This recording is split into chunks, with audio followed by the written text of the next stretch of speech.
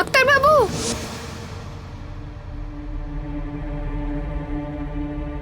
বিছের কামড়ে ওনার হাত তো আড়ষ্ট হয়ে আছে, তাই জন্য উনি ঠিকভাবে ঘুমোতে পারছেন না। আমি কি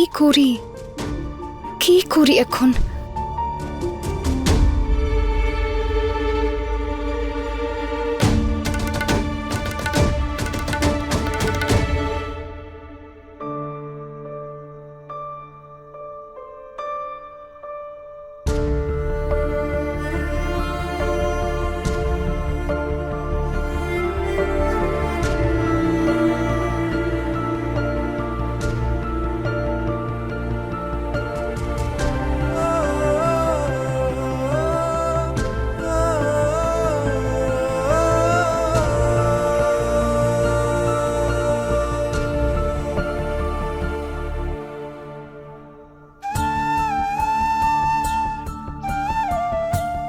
আমি চলে যাচ্ছি ডাক্তারবাবু।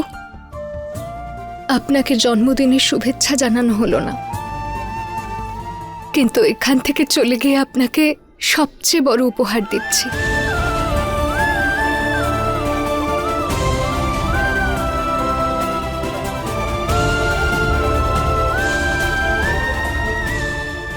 গয়না,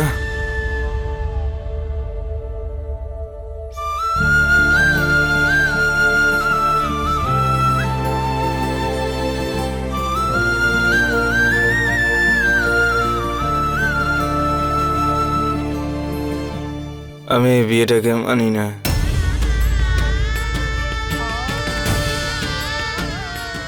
আমি তোমায় মেনে নিতে পারবো না, এটাই সত্যি। আমিও এখন এই সত্যিটাকে নিজের ভাগ্য মেনে নিয়েছি। আর আপনি চিন্তা করবেন না ডাক্তারবাবু, আমি আপনাকে নিজের দায়িত্বের বোঝা থেকে মুক্তি দিচ্ছি। এরপর আর কোনোদিনও আমি আপনার জীবনে ফিরে আসবো না।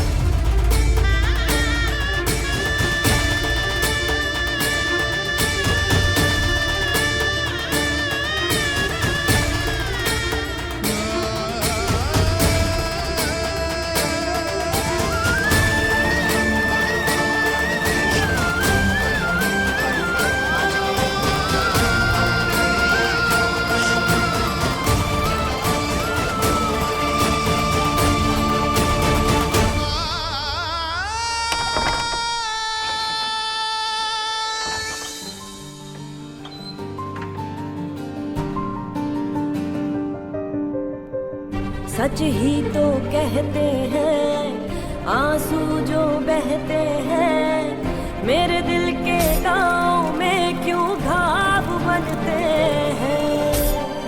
किसका क्या कसूर इसमें कैसे ये तय होगा, जाने क्या होगा, जाने अब क्या होगा।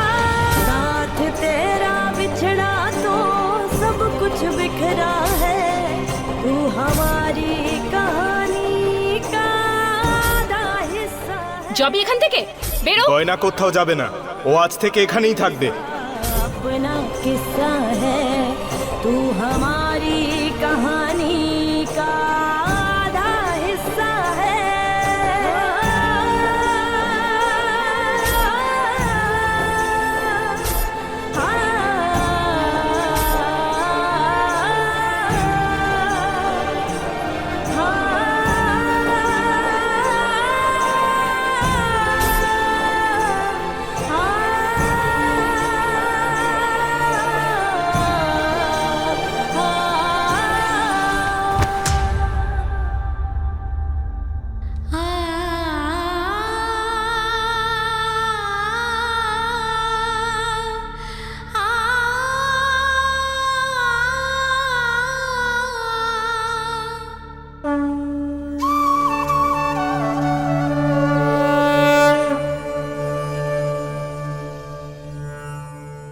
ভোলানাথ, মা আপনাকে আমার চলে আসার সময় এই জন্য সাথে পাঠিয়েছিল যাতে আপনি আমার সঙ্গ দেন, আমার দুঃখে আমার কষ্টে আমার সঙ্গে থাকেন, আমার সঙ্গে কিছু অন্যায় হতে না দেন।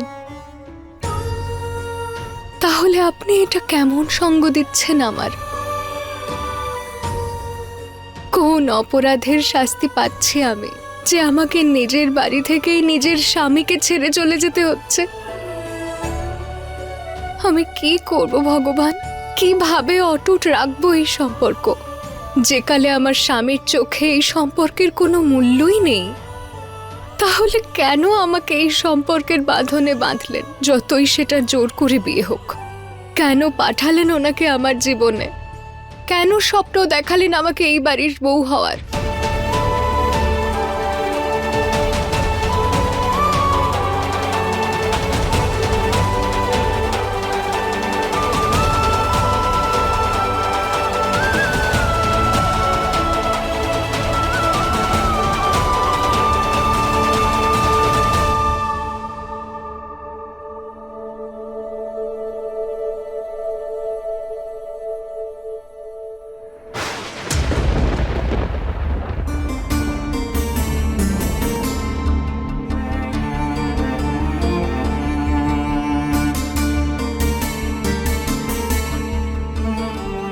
আজকের আবহাওয়া অত্যন্ত খারাপ।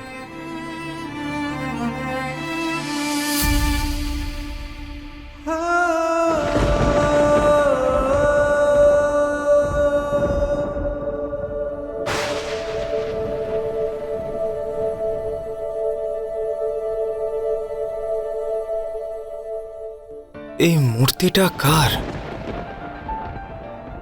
এটা গয়নার নয় তো? ও কখন এসেছিল? যখন থেকে ওকে সত্যি বলেছি তখন থেকে ওকে দেখতেই পাইনি কোথাও।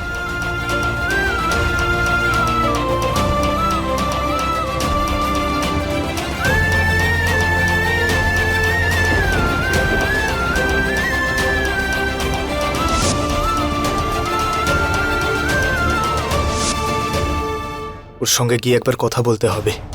আমার ভাগ্যে না আছে বিয়ের সুখ, আর না স্ত্রী হওয়ার সুখ। আর আমি যদি এখান থেকে চলেও যাই, তাতে ওনার কিচ্ছু যায় আসবে না।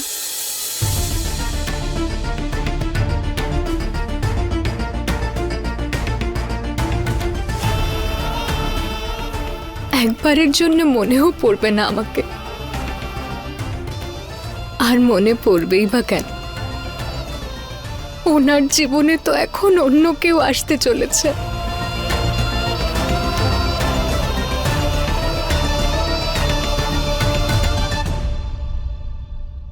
আমার জন্য তো মনে হয় ওনার মনে কোনো জায়গাই নেই।